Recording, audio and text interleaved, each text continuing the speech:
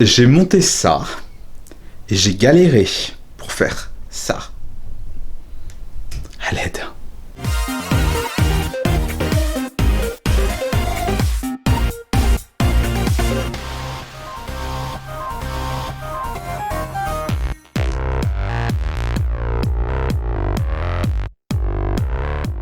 Hello, comment ça va bien? C'est Jérémy de Monsieur Jérémy. Qui c'est qui a oublié de brancher son micro il y a une semaine quand il a tourné la vidéo? C'est Bibi. Bon, j'espère que vous allez bien avec ce contexte et l'approche des fêtes, etc. Comme je le disais, voilà, j'ai tourné une vidéo il y a une semaine, j'ai remis le même pull histoire de faire le truc bien, où je allais te parler de balançoires sexuelles, de sling. Alors, les balançoires sexuelles, c'est quelque chose qui est extrêmement connu dans le milieu notamment fétichiste, un peu hardos, gay, et dans certains clubs libertins ou donjons. En gros, les balançoires sexuelles, c'est quelque chose qui est vraiment très connoté à ça. Mais dans les faits, ça peut être amené pour du soft ou du hard, et ça peut être aussi un super accessoire quand tu es dans un climat de sexualité et de handicap, ou tout simplement aussi sexualité et âge, ou sexualité et plaisir, parce que tu es surélevé, donc tu peux être dans un sentiment d'apesanteur qui est super intéressant. Alors, moi j'ai acheté vraiment un sling à 4 pieds, mais par contre, attention quand vous voulez en acheter. Il existe tout un tas de slings. Tu as des slings pour les portes. Alors ça se met généralement en haut de ta porte, mais par contre, il faut que le chambranle soit du bon côté pour éviter que la porte ne plie, et ça peut être super dangereux. D'ailleurs, attention, pensez toujours à verrouiller la porte au moment où vous jouez. Ça évite les mauvaises surprises. Un coup de pied sur la poignée, et c'est le drame assuré. Ensuite, tu as ce qu'on appelle les balançoires centrales ou à 2 points. Alors, les balançoires centrales, c'est généralement ce qui va aller sur le type de portant que j'ai acheté. Alors, ça a tendance à être un peu plus facilement tournable, ça a tendance à pivoter, donc ça peut être super sympa, mais c'est un autre usage. Et ensuite, tu as les 4 points, les hamacs. Alors ça, c'est vraiment génial. Tu te poses dessus, tu as les pattes en l'air et en avant. C'est souvent utilisé pour le fils dans la sexualité. Alors déjà, mes premiers conseils. Quand vous achetez une balançoire sexuelle, renseignez-vous sur plusieurs choses. Déjà, le pays d'expédition. Souvent, vous allez trouver à des prix plus bas sur les sites chinois, parce que c'est fabriqué là-bas. Mais par contre, pensez qu'il y a les droits de douane. Et les droits de douane... Oh là là, c'est dur à dire. Et les droits de douane sur un produit qui pèse 20 kg et qui fait plus d'1,20 m, ça douille. Attention à ça. C'est pour cette raison, moi la mienne, je l'ai payée... Ah oui, je vous ai pas dit. La mienne, je l'ai payée sur Amazon, je l'ai achetée par moi-même. Ce n'est pas du tout un sponsoring parce que personne n'a voulu m'accompagner sur ce type de produit. Je cite, « Nous ne souhaitons pas mettre en avant ce type de produit, Jérémy. Nous préférons des choses qui se vendent plus facilement. » Ça m'a permis de faire le tri avec les partenaires. LOL, quand je vous dis que nous sommes des passe-plats et qu'on n'est pas du tout aidés. Pour le coup, je l'ai acheté avec mon propre argent et je l'ai acheté sur Amazon à peu près 300 €. L'avantage, c'est que sur Amazon, j'ai choisi un vendeur qui était Amazon. Je ne suis pas passé par un vendeur tiers. Donc du coup, faites attention à ça. Regardez bien d'où vient le produit en regardant la fiche vendeur, si ce n'est pas Amazon qui vous le vend, et voilà, et vous le livre. Donc moi je l'ai acheté là-bas, ça s'est bien passé, ça a été livré par un transporteur spécifique. J'ai reçu un carton qui faisait facilement 1,20 m et plus de 16 kg. Sur ce modèle-là, attention, j'avais un doute, j'ai reçu un modèle qu'on appelle 3 points. 2 branches plus un central. Sous-entendu, je ne peux pas mettre un hamac dessus. Et en plus, c'était vendu sans la balançoire. Donc ce que je vais faire, je vais vous mettre un lien vers les produits que j'ai présentés dans la vidéo, que vous trouverez sur Amazon, et je vais vous mettre aussi un lien avec différents vendeurs qui proposent le même modèle en vous mettant différents modèles justement, 3 points, 4 points, etc. Donc faites attention à ça, c'est surtout très important de bien regarder le nombre de points, le nombre justement, le poids, si c'est vendu avec une balancelle ou non. En tout cas, au niveau du confort, c'est vrai que je trouve que suivant les pratiques, notamment si vous êtes dans des pratiques extrêmes, fist, etc., il est préférable d'avoir peut-être un 4 points. Si vous êtes dans des pratiques rough sex, un peu kinky, du shibari, parce que vous pouvez effectivement un 3 ou un 5 points peuvent être relativement cool, et notamment aussi pour du sexualité et handicap, ou pour un sexe un peu un apesanteur, le 3 points fera largement l'affaire. Je vais vous faire une vidéo justement déballage et montage de la balançoire que j'ai achetée. Franchement, ça a été un galère, mais une galère, vous n'avez pas idée quoi. Tout seul, c'est quasiment impossible. Pensez également à faire attention aux mesures de la pièce dans laquelle vous allez la mettre. Moi je savais qu'elle faisait à peu près 200 par 140. J'avais espoir que ça passe dans mon salon, ça peut passer. Mais par contre, il n'y avait plus la place pour mettre des gens après, quoi. Et anticiper aussi l'espace que ça va prendre, le nombre de personnes qui devra être présentes pour vous aider. Je pense qu'à 2 c'est beaucoup mieux. Alors moi la mienne normalement comme je vous disais je l'ai vendue, j'espère qu'elle va partir parce que ça me permet justement d'en acheter une autre que je vous mets en description et en lien, qui me paraît plus compacte, plus appropriée à mon besoin, et ça c'est pareil, je ferai une vidéo si jamais je la reçois. Allez, je vous montre un peu comment ça se passe, le fameux déballage de cet énorme sextoy reçu, cette énorme balançoire en 3 points. Je l'avais déjà ouvert pour voir si tout allait bien, j'ai déjà enlevé beaucoup de protection. Allez, il y a du tube. Moi, ce que je vais faire, je vais sortir tous les tubes pour bien faire le tri, ça sera plus simple. Je vais virer ce carton-là. Bon, et ben, il n'y a plus qu'à maintenant. J'ai quand même gardé les emballages. En fait, c'est comme un gros Lego.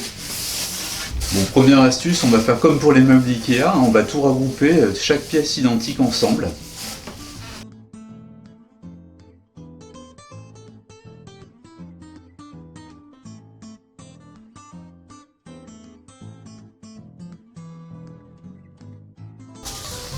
Et 4. Bon, finalement, c'est pas si compliqué. On adore le petit kit. Je me demandais où était le mode d'emploi. Il est là. Instruction de montage. Ça promet. Je vais te montrer. Donc, pour faire simple, tu vois, tu as beaucoup de choses.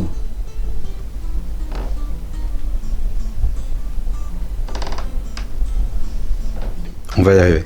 Je pense que c'est moins compliqué que c'est chiant à déballer. Je reste optimiste. On y retourne. Il faut commencer par la tête. Il faut mettre le gros avec les petits. Donc ça, qui va là-dedans. Pour l'instant, ça s'emboîte bien, messieurs, dames. Ça s'emboîte bien. Oh putain. Et le bitonio, on le met où ? Et comment je sais que je suis dans le bon sens, moi? Et comment? Ok. Et après, il faut mettre quelque chose là-dedans. Oh putain. Alors, vous devez mettre la fiche B avec le truc A et le bidule A. Oh putain.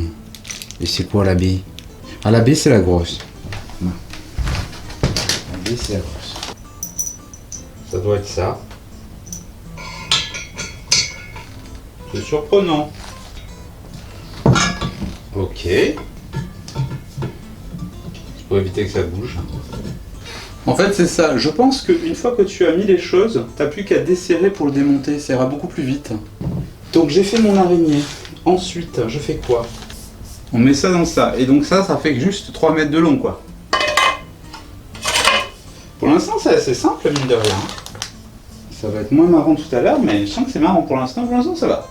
Ok, je suis bon. Là, ça devient extrêmement périlleux.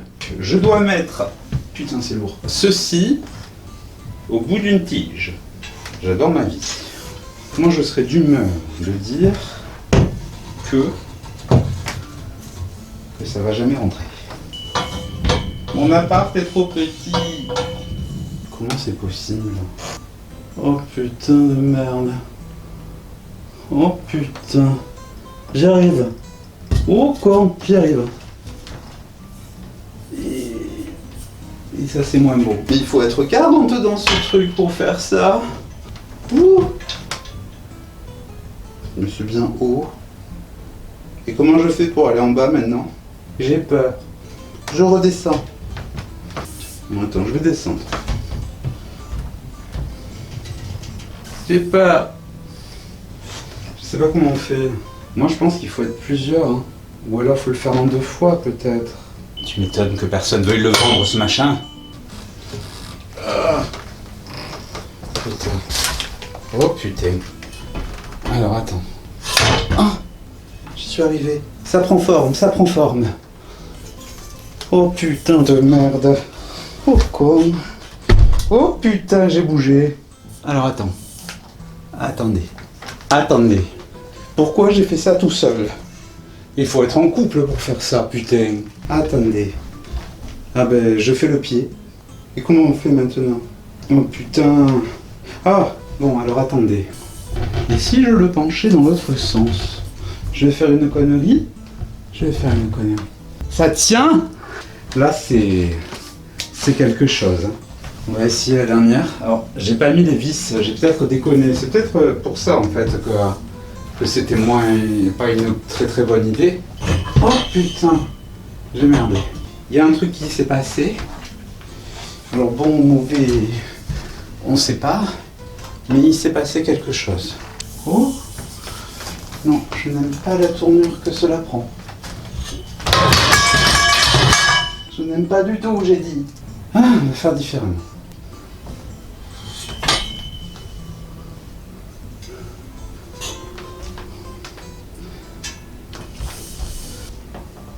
On va refaire. J'ai chaud. Ah. C'est très mal expliqué, hein, si je puis me permettre. Messieurs, dames de chez Pike des rimes, c'est pas bien. Là déjà, on a un semblant de connerie. Aucun meuble n'est mort dans cette séquence. Le petit Jérémy est toujours en vie aussi, mais on sait pas pour combien de temps. Ce qui veut dire que du coup,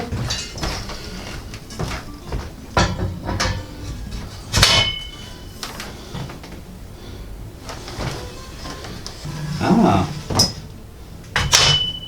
Mais alors attends, parce que si les bidules ils sont à droite, je ne comprends pas, messieurs, dames. On continue.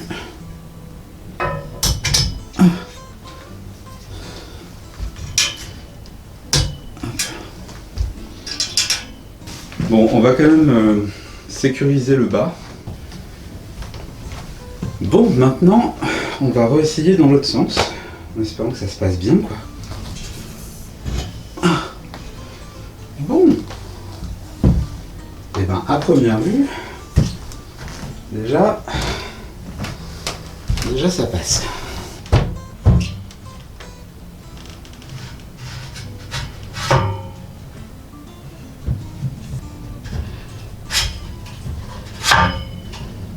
Et c'est reparti. On continue paisiblement, tranquillement. On va tous se prendre sur la gueule. Tout seul, c'est impossible. Ne faites pas ça chez vous. J'ai chaud, putain. Bon, comment je fais maintenant? Je suis embêté.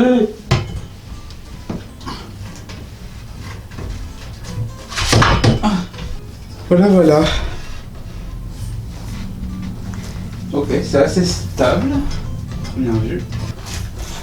Ok, il y a un coup à prendre. Après m'être bien battu, on peut dire qu'on y est arrivé. Donc il me reste plus que 2 vis. Il y a une bonne stabilité, très clairement, il y a une bonne stabilité.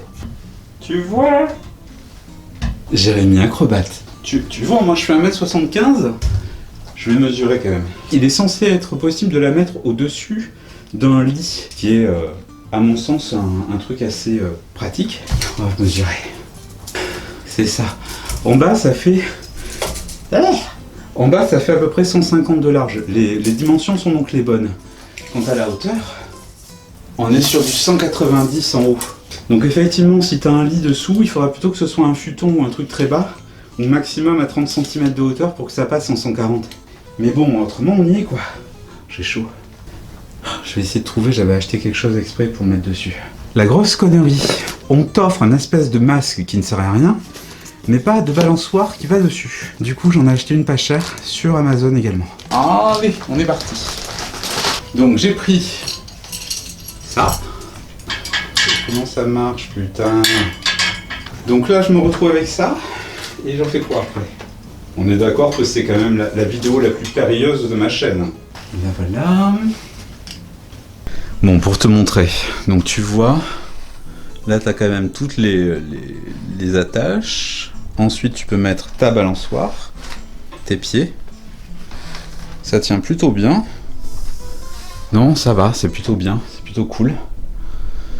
Après ça, c'est pas le plus confortable, mais par contre c'était vraiment pas cher, ça coûtait qu'une quinzaine d'euros je crois sur Amazon. Et tu vois, ça tient, hein. C'est sérieux, c'est solide. Ouh, c'était galère, hein. J'ai peur. Pourvu que j'ai pas trop mangé de bonbons. Bah déjà je tiens. Je suis pas serein, hein. Bon ça on a bien compris, hein. Et donc les papates après elles vont par là. Ok. Donc c'est ça, ouais. Non, t'es pas mal. Et donc après, tu vois, tu peux faire une tenue sur le devant. En tout cas, ce qui est clair, c'est que oui, c'est stable. On le voit, il y a un coup à prendre, mais effectivement, ça tient bien. Je sais même pas du tout comment je vais faire pour démonter tout ça. Alors, je fais exprès de me balancer, hein. Tu vois, elle ne bouge pas. Et je suis pas un poids plume, hein. Donc voilà, c'était la vidéo périlleuse pour le sling. Donc, si vous aimez le sexe un peu rough, vous pouvez acheter ça sans problème, elle est stable. Il y a un coup à prendre, on va pas se mentir, pour la monter. Il faut être honnête sur ce point. Par contre, il n'y a rien à dire. Je pense qu'effectivement, il est préférable de monter la partie basse et surtout d'être à deux, plutôt que de faire dans le sens que je l'ai fait. Allez, je vous dis à bientôt pour de nouvelles vidéos. Ciao!